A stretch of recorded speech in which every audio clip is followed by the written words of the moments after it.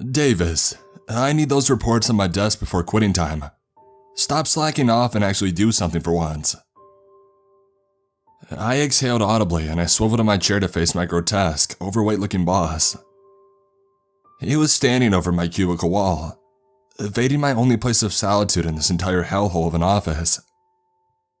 He focused his piercing gaze directly at me and he continued, "Oh yeah, and you wouldn't mind finishing up some of these financial statements either, would ya?" He slammed another stack of papers on my desk with that snarky-toothed grin of his that I have come to know so well. I watched as a few papers from the stack haphazardly drifted to the floor, furthering the absolute mess that was my workspace. As my boss turned to exit my cubicle, he spoke again. "And don't leave until all of this is done, organized and accounted for in the system. It's time for you to start pulling your weight around here." I mumbled under my breath, "You don't do anything except eat, asshole." "What was that?" "Oh, will do, boss. I'll finish this all up," I said half-heartedly. That's what I thought. Ever since I had gotten this job after graduating college, it hasn't been what I had expected. At first, it was just a way to get my foot in the door to a well-known company and gain some experience along the way, and then move on to the next job to get a noticeable pay bump. But I've slowly lost motivation after numerous unsuccessful interviews and the trap of falling into a routine. My boss has been slamming me with more and more work, and no matter how much I try, it just continues to get worse. The dude is just an absolute asshole. I guess some people just can't find fulfillment in their own lives without putting others down. I glanced over at my cell phone and I checked the time. The screen read 4:34 p.m. I've been sitting in this stupid cubicle all day, and with this extra work, I'll be here for at least another 4 hours.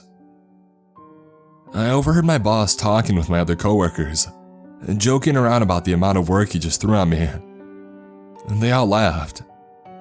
"Hey Tony, my man, drinks tonight?" Ever since I've been here, I haven't been truly accepted by my coworkers. I just don't fit in with them. All they care about are sports and whatnot. I looked over the massive pile of papers on my desk and I took a deep breath. Exhaling, I grabbed the first paper at the top of the stack and I got to work. I submitted the final paper and I now looked at my clear desk with a sense of success.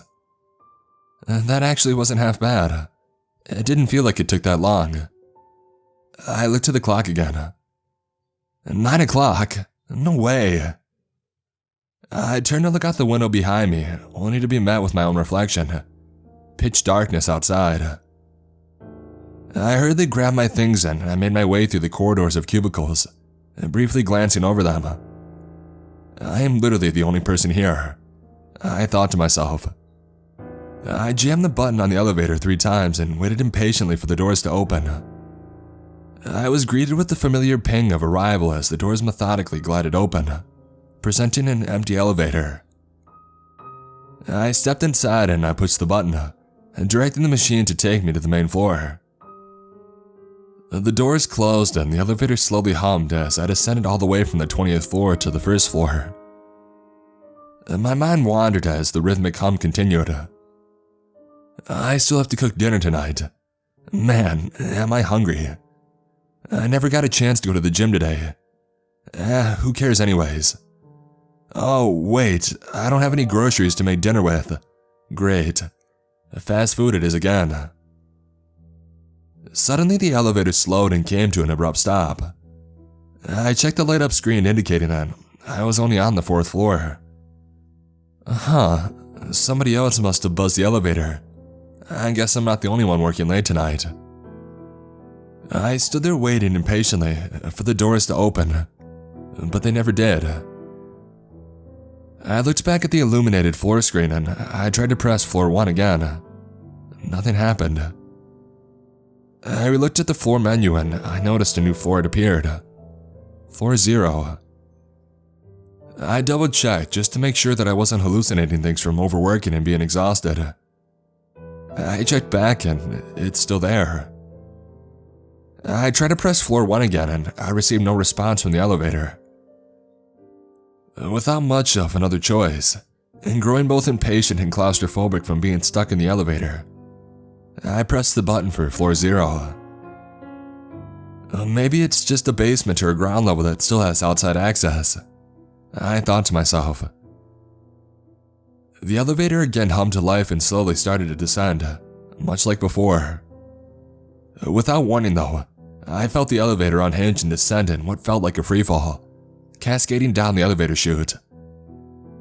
I closed my eyes wishing that I was at home, or literally anywhere else but here in this moment, when suddenly the sensation of falling fades and the doors slowly creak open, revealing what lies before me in floor 0.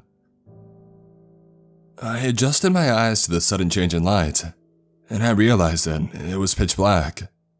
I was outside of my office now in the parking lot. I paused. What the hell? What happened? How did I get here?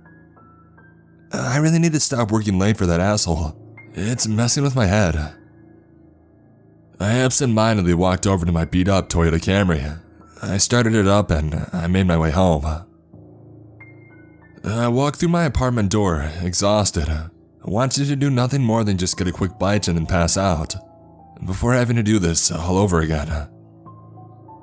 I go into the kitchen, already knowing that there will be nothing good to eat. I open the fridge and surprisingly, I see an almost entire pizza sitting in the fridge. No way. I guess I must have bought it the previous night. I did have a few too many drinks, so I probably just drunk-dialed it. Regardless, I chowed down on the large pepperoni pizza. I don't know if it was because I hadn't eaten all day or because I was so tired, but it was delicious. After my dinner, I laid in my bed and I slowly drifted off to sleep, being somewhat content at my non-full stomach, and thanking myself for ordering that pizza the night before. I opened my eyes and I wiped the sleeping crust from them. I rolled over in bed and I glanced at my clock. 10:03 a.m. Crap, I'm late. My boss is going to kill me. I flat out of bed and I threw on whatever clothes I could find.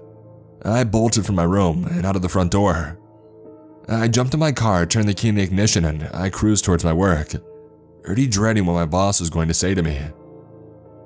If I thought I was being slammed with work before, I could only imagine what it would be like after today. My boss would never let me be, always pushing me more and more until I would finally snap, which is what he wanted me to do. I pulled into the office parking lot, ran out of my car and towards the front doors of the office. Once I reached the building, I slowed my pace, trying to appear more casual and under control. The receptionist at the front desk greeted me as I walked past. Huh, that's strange. Usually she just straight up ignores me. I walk into the elevator and I press the button for floor 20. Much like before, the elevator comes to life as I ascend to my desired destination. This time a smooth and uneventful ride though. The doors slowly open and I'm faced with my normal everyday office environment. All of my coworkers busy at work like little worker bees. I thought that maybe if I could make it to my cubicle without my boss noticing, he wouldn't have thought that I was late. I quickened my pace out of the elevator and across the office space, weaving in and out of cubicles, trying my best to stay obscured. Something was off though. Literally every person that I passed was telling me, "Hey, good morning.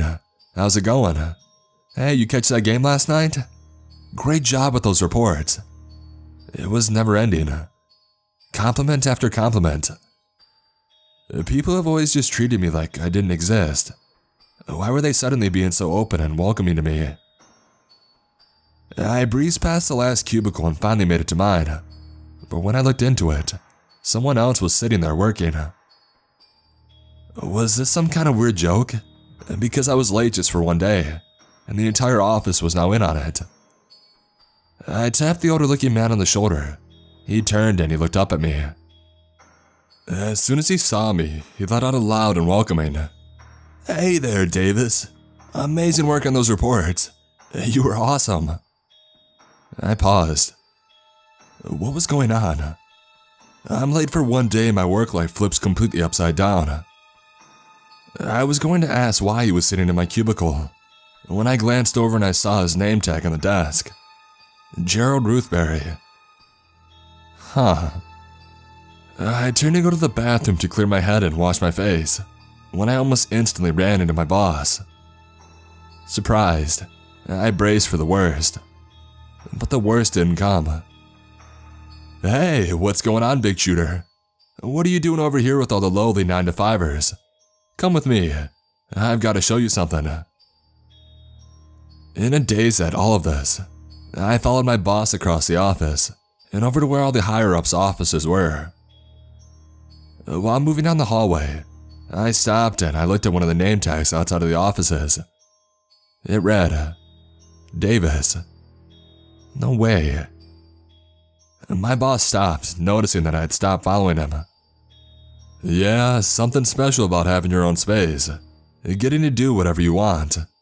Come on, I have a surprise for you. We continued on to the very end of the hall where my boss's office laid. On his desk was a long rectangular box wrapped in festive holiday paper. Here you go. You deserve this for wrapping up all those huge international deals. You're gonna bring in millions to this company with those acquisitions. I didn't have a clue what he was talking about. This entire day was an absolute blur. If coming in late brought you from the bottom to the top of the food chain, I should have done this a long time ago. I ripped off the wrapping paper and I slowly took out the gift. It was a bottle of scotch, which I assumed was very expensive. Congrats, buddy. Let's have a drink to celebrate your success, my boss said. This was so weird to me. In what world did my boss even remotely like me? Just yesterday I was getting screamed at and now we were sharing a toast. This wasn't right. My boss grabbed me a glass and poured me a drink. He raised his glass. To Davis. I repeated. It was strange saying my own name. As we both took a drink and the punch of the scotch hit my taste buds, a thought crept into my mind. The elevator. I had completely forgotten. I had tried to get off on the main floor the night prior, but then the elevator started acting up. I thought that I was just tired and that I must have imagined it. Before I could finish the thought, my boss ushered me back into the main office area, pushing me from behind seeming giddy for whatever was waiting. We stood in the entrance and looked out over the office space. Everyone was gone. I turned to my boss. Where is Surprise! Everybody jumped out from their hiding spots and immediately ran towards me. I was lifted up and paraded around the office. Coworkers that I never so much as talked to or even noticed before were high-fiving me and congratulating me for the job well done. I have to admit it. All of the attention was nice for once. I wasn't just the doormat that everybody would walk over, never paying any mind to. We all celebrated for what seemed like hours, dancing and having a good time. I briefly slipped from the madness of the crowd and I excused myself while I made my way into the bathroom. I splashed my face with some water and I stared back at myself into the mirror. I expected just to see a reflection of myself, but what I saw instead was everyone else, peeking through the half-open door. One man from the crowd spoke out. Why did you leave us? We just wanted to celebrate with you for doing such a great job. Oh, sorry guys. I just had to take a break for a second and use the John. I'll be out in a minute. I went back to drying off my face and I turned to head out when I bumped into one of them. They were only inches behind me. The same man that spoke earlier was breathing quickly and heavily, almost hyperventilating. He muttered out, "Don't you ever leave us again." My boss peeked his head in from outside of the door. "Hey there, champ. How about another drink of that scotch?" Without thinking, I pushed past the first man and into the crowd of coworkers. I bullied my way through, slapping their frequent hands away all the while they chanted in unison. Please don't leave us. We love you. Some of the coworkers, or whatever they were becoming hysterical, crying and screaming for me to never leave. I didn't listen though. I continued to push through the crowd until suddenly, the elevator came into sight. I bolted through the crowd and into the elevator. I quickly slammed the door close button as the crowd began to descend on the doors. Please don't leave us. We want to be with you forever. Just as the doors were beginning to close, a burly hand busted through. My boss's hand. I pulled my foot up and kicked it with all I could muster, causing the hand to recoil and the doors to close. I could hear the mob pounding on the door, so I frantically looked to the floor screen. I stood in shock. There it was, floor 0. I thought it wasn't real, but it was. The only way to get me out of this mess is to go back the way I came. I pressed the button to floor 0. The elevator quickly started to move and descended down to my sanctuary. I wanted my old life back where I didn't have to be in the spotlight, where I could just fly under the radar and be myself. That thought unfinished though as the elevator came to a halt. The door slowly creaked open and I was outside again. I walked out into the parking lot once again, examining my surroundings extra carefully. A few coworkers that I recognized walked past me, paying no mind to me at all. It worked. Everything was back to normal again. I got in my Civic and I drove home happier than ever to be a nobody. I walked up to my front door and I turned the handle expecting it to be locked. But it wasn't. I must have forgotten to lock it in the rush this morning. I walked inside and into the kitchen, and I nearly passed out. There was my boss, sitting at my kitchen table, casually eating from a hot fresh pizza. Hey there, champ. I got you a pizza again. You want a slice? I sat down at the table and I pulled a piece from the box. As I took a bite of that once delicious pizza, from all the rooms in my house, my coworkers started flooding out, chanting in a scattered cacophony. We miss you, Davis.